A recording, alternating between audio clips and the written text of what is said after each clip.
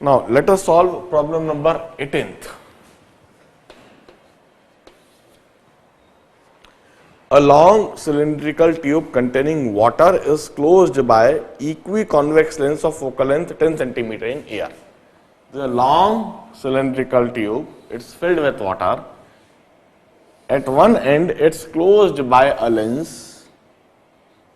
Its focal length in air is 10 centimeter and it is filled with, this long cylindrical tube is filled with water. ऐसा करने से क्या हुआ? On this side we have air. This is a lens made up of glass, and on this side we have got water. Focal length of the lens in air is 10 centimeter. The point source is placed on the axis of tube at a distance of 21 centimeter. इस जगह पर source रखा और यह 21 centimetre की दूरी पर रख दिया गया।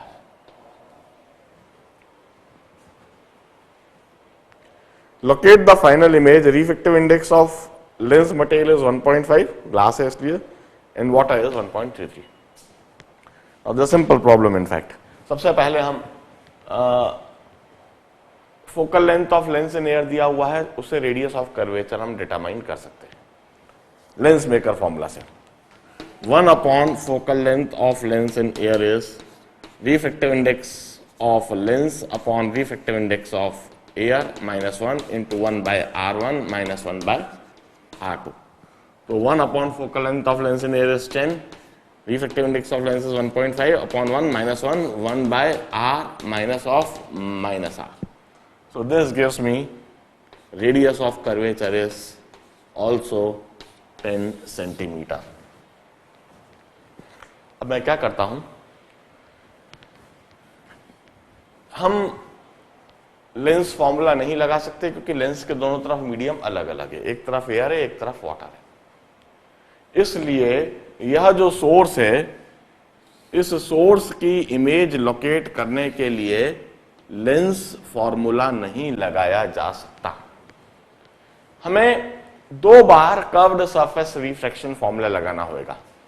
एक बार लाइट रे एयर से लेंस के अंदर पेनिट्रेट कर रही है कर्व्ड सरफेस से रिफ्लेक्ट होते हुए, दूसरी बार लाइट रे लेंस से वाटर में पेनिट्रेट कर रही है, once again curved surface refraction. अब देखिए मैं लगाता हूं पहला curved surface refraction μ2 minus μ1, μ2 minus μ1 by r is plus 10 is equal to μ2 by v dash. इससे बनी हुई इमेज इंटरमीडिएट इमेज होगी minus μ1 by u is minus 21। इस तरीके से यह लाइट रेस जो एयर में ट्रेवल कर रही थी वह ग्लास में पेनिट्रेट कर चुकी हैं, लेंस के अंदर पेनिट्रेट कर चुकी हैं और इससे कुछ इमेज आई डैश बनेगी, इससे कुछ इमेज आई डैश बनेगी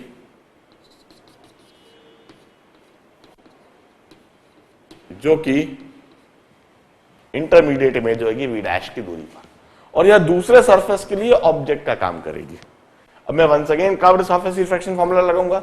इस बार लाइट रेस लेंस से वाटर में पेनिट्रेट कर रही है, तो μ2 लिखूंगा 4/3 μ2 minus μ1, μ1 is glass upon r is this time minus 10 is equal to μ2 by final image v minus μ1 by u की जगह v डैश, क्योंकि इस सरफेस के लिए आई डैश एक वर्चुअल ऑब्जेक्ट का काम करेगा। Now in order to solve them we simply need to add them, तो उससे वी डैश कैंसिल हो जाएगा और इधर दिखने लगेगा minus 1.5 plus 1.5 3 minus 1 minus minus 4/3 minus 7/3 minus 7/3 हो जाएगा। ये मैं 2 स्टेप में लिखता हूं इसको जिससे कि आपको समझ में भी आए। इस बात को 2 स्टेप में लिखता हूं। 1.5 minus 1 by 10 plus 1.5 minus 4/3 by 10 is equal to 4/3 upon v plus 1/21। तो 1.5 plus 1.5 3 minus 1 minus 4/3 7/3 upon 10 is equal to 4/3 upon final image plus 1/21। यह हुआ 2/3 upon 10 is equal to 4/3/v plus 1/21। तो हुआ 20/30 और 2/30 2/30 minus 1/21 is equal to 4/3 upon v. Now solve it. 42 minus 30. 42 minus 30 upon 30 into 21 is equal to 4/3 upon v. So 12 upon 30 into 21 is equal to 4/3v. तो यह 3 से यह 10, यह 3 7, so v is equal to 70. In fact यह race कहीं 70 centimetres पर converge हो जाएंगी, इमेज कहीं इधर बनेगी and this would be 70 centimeters. This is the location of final image. बड़े ध्यान से देखिए, नोट डाउन कीजिए। हमने सबसे पहले फोकल लेंथ इन एयर दे रखी थी। लेंस मेकर फॉर्मूले से हमने रेडियस ऑफ कर्वेचर निकाल दिया, लेंस के दोनों कर्व्ड सरफेस का रेडियस ऑफ कर्वेचर। उसके बाद रेस एयर से लेंस में गई, कर्व्ड सरफेस रिफ्रैक्शन फॉर्मूला, फिर लेंस से एयर में गई, once again curved surface refraction formula. पहले सरफेस के द्वारा बनी हुई इमेज दूसरे सरफेस के लिए ऑब्जेक्ट का काम करेगी। सॉल्व करके हमने फाइनल इमेज लोकेशन डिटरमाइन करके लिख दिया है। इन फॉर्मूला का एप्लीकेशन ही सीखना है, अब 21st और 25th करेंगे।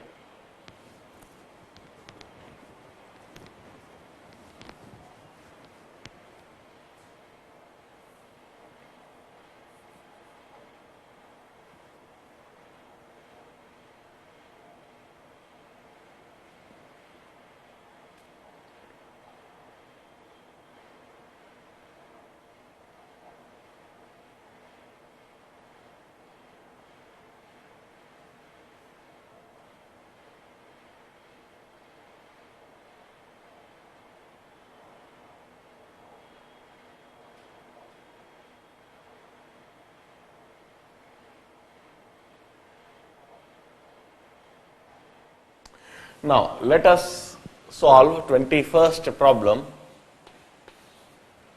and try to understand the concept involved in it.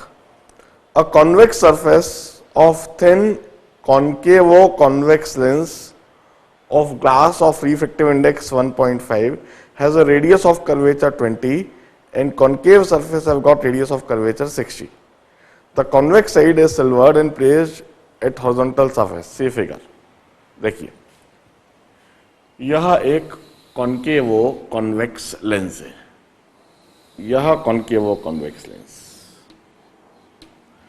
It's a convex lens, it's a converging lens. ऐसा हम कैसे समझ रहे हैं? देखिए जरा, यह लेंस बीच में से मोटी है और एजेस से पतली है। जो लेंस बीच में मोटी हो और एजेस से पतली हो वह कन्वर्जिंग लेंस होती है, वह कॉन्वेक्स लेंस होती है। इसलिए इसे कह रहे हैं कॉन्केवो कॉन्वेक्स लेंस। इसका रिफ्रैक्टिव इंडेक्स दिया हुआ है 1.5 and radius of curvature is 20 and 60। अब देखिए कौन सा 20 होगा, कौन सा 60 होगा? यह लार्जर रेडियस होना चाहिए, यह 60 होना चाहिए और यह स्मॉलर 20 होना चाहिए। Now this surface is silvered, इस सरफेस का सिल्वरिंग कर दिया and it's placed like this. Where should a pin be placed on optic axis such that its image is formed on? Object को कहां रखें जिससे कि ऑब्जेक्ट की इमेज यहीं पर बन जाए। अब देखिए, सबसे पहले हम इस लेंस, ये जो लेंस बनी है इसकी फोकल लेंथ निकाल लें। पावर ऑफ लेंस और 1 upon focal length of lens is μ2 μ2 by μ1 minus 1, 1 by R1, 1 by minus 60 minus 1 by R2, R2 is minus 20. This is the power of lens.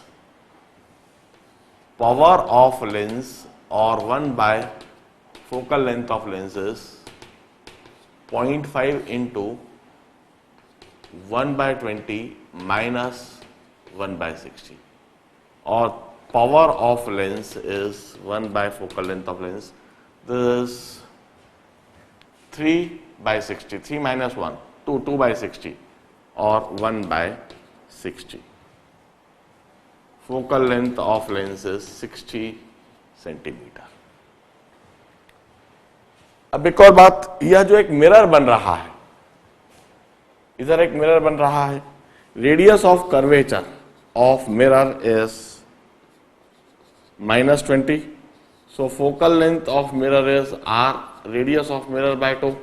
So this is -10.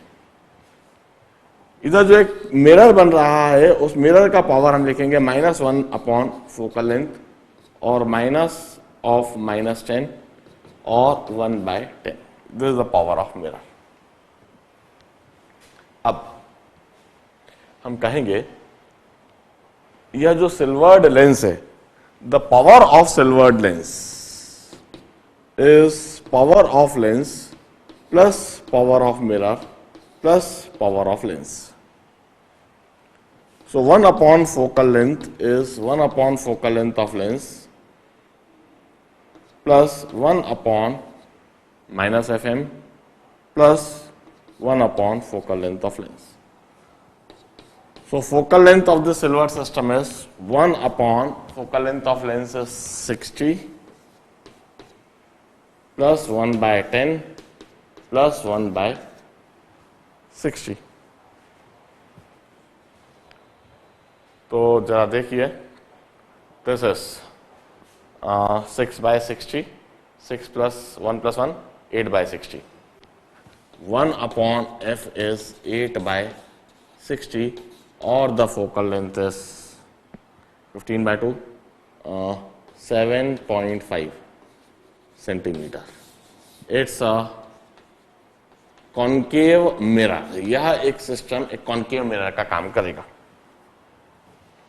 अब यदि हम चाहते हैं object की image object पर ही बने, then object distance must be equal to -r और -2 times f, और इट मस्ट बी -15 सेंटीमीटर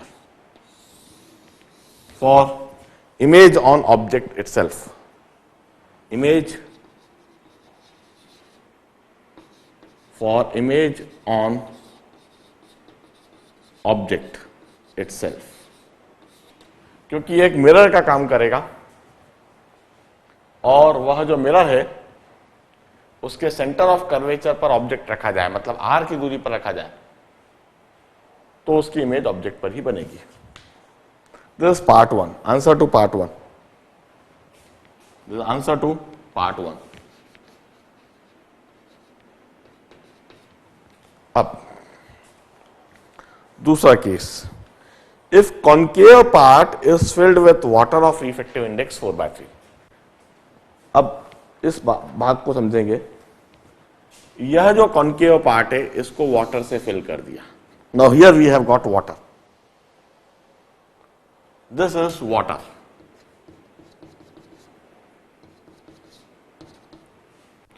तो ये वाटर की एक लेंस बन गई जिसका पावर है φl', फोकल लेंथ है fl'.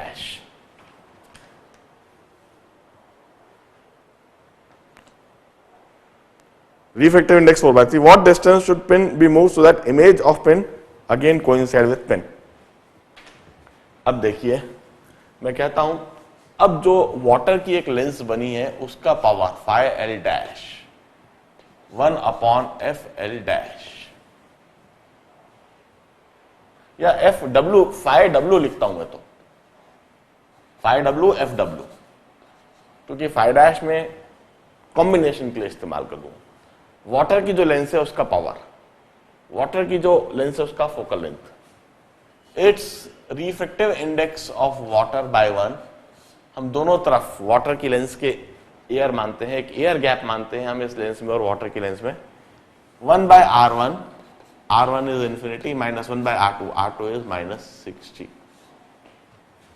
So power of water lens or 1 upon focal length of lens of water is 1/3 into 1/60 or 1/180. This is power of lens of water.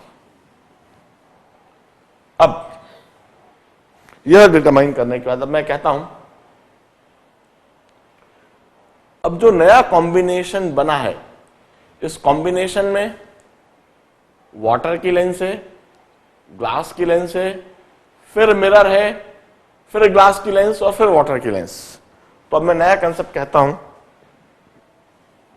The new power of system phi dash is power of lens plus power of water lens plus power of mirror plus power of water lens, power of water lens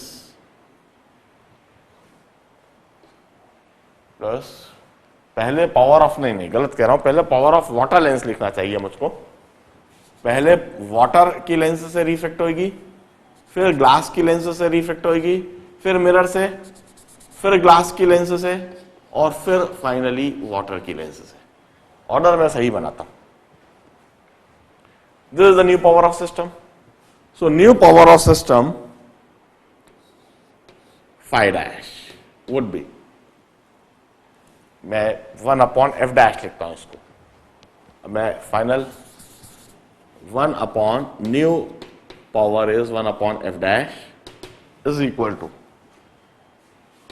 1 upon focal length of water lens plus 1 upon focal length of lens plus 1 upon minus focal length of mirror plus 1 upon focal length of lens plus 1 upon focal length of water. So 1 upon f dash. Water की जो lens है उसका focal length है 180 plus lens glass की lens का 1/60, mirror के लिए मैं लिखूंगा 1/10, फिर इसके लिए 1/60 प्लस 1/180। और अब मैं क्या करता हूं, 1/f डैश, इसको 1/180 ही, इसको 3/180 लिख देता हूं, इसको 18/180 लिख देता हूं, इसको 3/180 और इसको 1/180। इस तरीके से 1/f डैश हो गया 18 प्लस 6 24 25 26 26/180। आई होप मैंने ठीक करा है। 4 8 26/180। सो f dash is 90/13. f dash is 90/13 centimeter. Once again, it behave as a concave mirror having this focal length. Once again, new object distance, जिससे कि new object distance, जिससे कि इमेज ऑब्जेक्ट पर ही बने, उसको मैं u डैश लिखता हूं। u dash would B -r dash और -2 times f dash,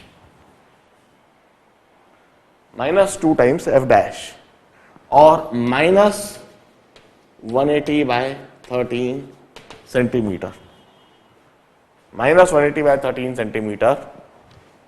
let me solve it. मैं इसी समय इसको सॉल्व कर देता हूं। 180 divided by 13, 13.8 minus 13.84 centimeters. This is so that for, मैं इधर लिखता हूं, for image on object itself. Final answer लिख रहा हूं। हमसे पूछा क्या गया है,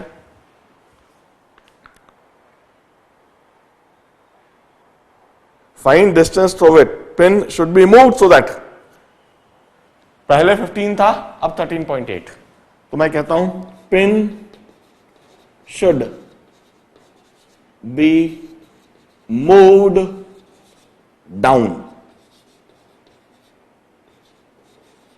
टूवर्ड लेंस बाय कितना, 15 minus 13.8, 1.2 centimetres. This is answer to part 2. बड़े ध्यान से पूरे प्रॉब्लम के सॉल्यूशन को देखिए, दोनों पार्ट का सॉल्यूशन लिखा है. आंसर इधर है, जो लेंस है उसका फोकल लेंथ और पावर निकाल लिया. इधर जो मिरर बन रहा है उस मिरर का radius of curvature, focal length और पावर, सिल्वरिंग ऑफ लेंस का कंसेप्ट इस्तेमाल करा. Effective focal length of system, ये कॉन्केव मिरर बना जिसका यह फोकल लेंथ होगा. फिर जब वाटर इसमें पोर कर दिया तो वाटर की जो एक लेंस बनी उस वाटर लेंस का फोकल लेंथ और पावर. फिर अब जो इक्विवेलेंट सिस्टम बना, लाइट रेस पहले लेंस से वाटर की लेंस से कन्वर्ज होगी, फिर ग्लास लेंस से, फिर मिरर से, फिर लौट के आने वाली लेंस, जो लौट के आने वाली रेस है वो फिर लेंस से कन्वर्ज होंगी, फिर वाटर की लेंस से कन्वर्ज होंगी. इस तरह से power of water lens plus power of lens plus power of mirror then power of lens plus power of water lens, इस तरीके से हमने ऐड कर दिया, नया फोकल लेंथ आ गया सिस्टम का और इमेज ऑब्जेक्ट पर बनने की ही कंडीशन आ गई. इसे नोट डाउन करें 21st प्रॉब्लम को, सॉल्यूशन को 25th करेंगे.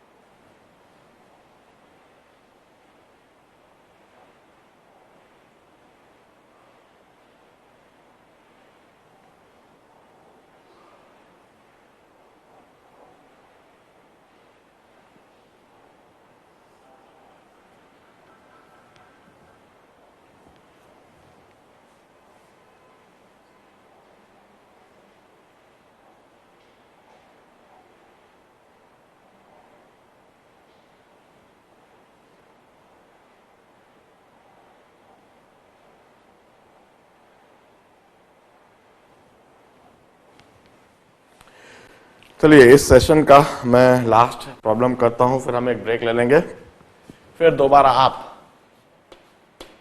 प्रॉब्लम्स को कोशिश करना. प्रॉब्लम फ्रॉम IIT JEE इसके बाद डिस्कस कराऊंगा. 25th प्रॉब्लम एडवांस लेवल का. A ray of light passes through a transparent sphere of refractive index mu. This is a transparent sphere having refractive index mu and radius r. If b is the distance between incident ray and parallel diameter of a sphere, so that angle of deviation is given by some expression. देखिए, now this is the parallel diameter and this is the light ray. यह light ray है, it's at a distance of d. Now this light ray would be deviated by this sphere और उस deviation का हमको b और r के terms में expression लिखना है. देखिए मैं पहले इस लाइट रे पर एक नॉर्मल ड्रॉ करता हूं. इस लाइट रे के इंसिडेंस पर जब हम नॉर्मल ड्रॉ करेंगे तो वह सेंटर से इस तरह से मिलेगा और यह एंगल ऑफ इंसिडेंस आई होगा.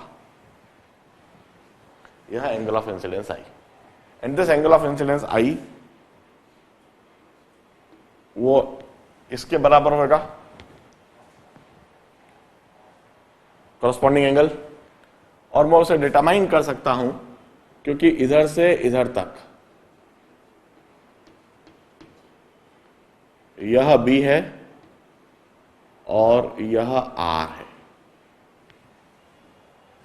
तो I की वैल्यू डिटरमाइन की जा सकती है। I is equal to sine I equal to B by R।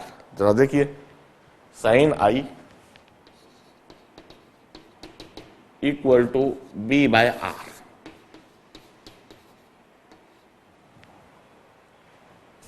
तो इधर से cos I भी निकल जाएगा, क्योंकि आगे मुझे cos I भी लगेगा। cos I is under root of 1 minus sine square I। अब मैं क्या करूंगा, जब यह लाइट रे रिफ्रैक्ट होएगी, इस तरह से रिफ्रैक्ट होएगी और यह एंगल ऑफ रिफ्रैक्शन R होगा, यह एंगल ऑफ रिफ्रैक्शन R होगा। तो मैं स्नेल्स लॉ लगा के एंगल ऑफ रिफ्रैक्शन R निकाल सकता हूं, साइन R निकाल सकता हूं इस तरह से, sine I upon sine R is equal to mu by 1, mu upon 1। Sine I की जगह मैंने B बाय R लिख दिया, साइन R मुझे निकालना है इज इक्वल टू म्यू। तो साइन R हो गया, from here I will get sine R, sine R is B by mu R and cos R is under root of 1 minus B square by mu square R square। इस तरह से sin R cos R मैंने निकाल दिया। अब once again यह light रे इधर रिफ्रैक्ट होगी, यह एंगल R ही होएगा, और जब यह बाहर निकलेगी तो I एंगल से स्फीयर के अंदर गई तो R से रिफ्रैक्ट हुई, इधर R से इंसिडेंट हो रही है तो I से ही बाहर निकलेगी। यह जो होएगा angle of emergence would be equal to I। अब जरा डिविएशन को समझने की कोशिश करते हैं।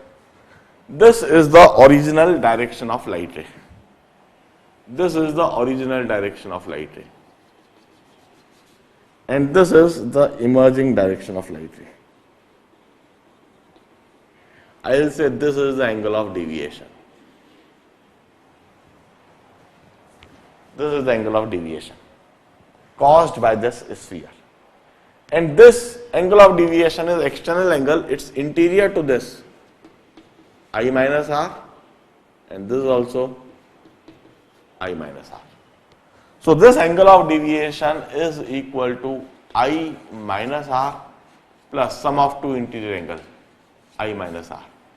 Angle of deviation is 2 times I minus R, or angle of deviation by 2 is I minus R. अब मैं कहता हूं साइन ऑफ डेल बाय 2, मैं दोनों तरफ साइन रेशियो ले लूं, is equal to sine of I minus R, और sine of del by 2 is equal to sine I cos R minus cos I sine R। और फिर मैं फाइनली जो मुझे एक्सप्रेशन ऑब्टेन करना था, उसे ऑब्टेन करने के लिए साइन I की जगह पर साइन I की value B by R, cos R की value under root of 1 minus mu square by mu square R square, minus cos I की जगह पर यह वैल्यू और साइन R की जगह पर यह value B by mu R under root of 1 minus B square by R square. And I think यह एक्सप्रेशन ही ऑब्टेन करने के लिए कहा गया है। This is the answer. एक बात समझ जाइए, यह लाइट रे जो आई एंगल से स्फीयर के अंदर पेनिट्रेट करी, angle of incidence I R angle से रिफ्रैक्ट हुई है। इधर since this is equal to R and this also equal to R, तो आइसोसेलेस ट्रायंगल है, आइसोसेलेस ट्रायंगल है, इसलिए यह आर और यह भी आर। और लॉ ऑफ रेसिप्रोसिटी, आई से पेनिट्रेट करिए, आर से रिफ्लेक्ट हुई है, इधर से आर से जब इधर इंसिडेंट होगी तो आई से ही रिफ्लेक्ट करेगी। स्नेल्स लॉ लगा के देख सकते हैं, Snell's law at this and sine i by sine r is equal to mu by 1, और इसी तरह से हम इधर लिखेंगे sine e by sine r, sine e by sine r is equal to mu minus 1। So i would be equal to e, ये angle of incidence और emergence बराबर होएगा हमेशा। तो इधर हम बेसिकली पहले ई माइनस आर लिख रहे हैं और आई और ई बराबर कर दे रहे हैं। तो deviation is 2 times I minus R, so deviation by 2 is I minus R, और इस दोनों तरफ साइन रेशियो ले लिया, sine del by 2 equal to sine I minus R. इधर मैंने पहले फेज पर स्नेल्स लॉ लगाया, इधर मैंने ज्योमेट्री लगा के साइन आई की वैल्यू निकाला, बी और आर, ज्योमेट्री लगा के साइन आई की वैल्यू, और इधर स्नेल्स लॉ लगाकर साइन आर की वैल्यू, और फिर साइन आर से कॉस आर की वैल्यू, साइन आर और कॉस आर ज्योमेट्री करी, फिर स्नेल्स लॉ से साइन आर, फिर ट्रिग्नोमेट्री से कॉस आर की वैल्यू। यह डिविएशन जो है मैंने नोट कर लिया ज्योमेट्री से, this external angle it's equal to sum of 2 interior opposite angle. I और ई बराबर, स्नेल्स लॉ से प्रूव कर दिया मैंने, स्नेल्स लॉ से प्रूव कर दिया कि angle of incidence equal to angle of emergence. तो यह डिविएशन, फिर डिविएशन और आई और आर का रेशो, आई और आर के बीच में रिलेशनशिप लिखा, इसका साइन रेशो ले लिया, फिर ट्रिग्नोमेट्री से एक्सप्रेशन को एक्सपांड कर दिया और sine I sine R cos I cos are की वैल्यू सब्स्टिट्यूट कर दी, और जो मुझे डिजायर्ड रिजल्ट चाहिए वह मुझे दिखने लगा। This 25th problem. Will take a break, मैं एक ब्रेक लेते हैं और कंटिन्यू करते हैं problem from IIT JEE Roorkee, जो लास्ट सेक्शन है। आज के दिन हम कोशिश करते हैं refraction through curved surface finish करने का। इसे नोट डाउन कर लीजिए।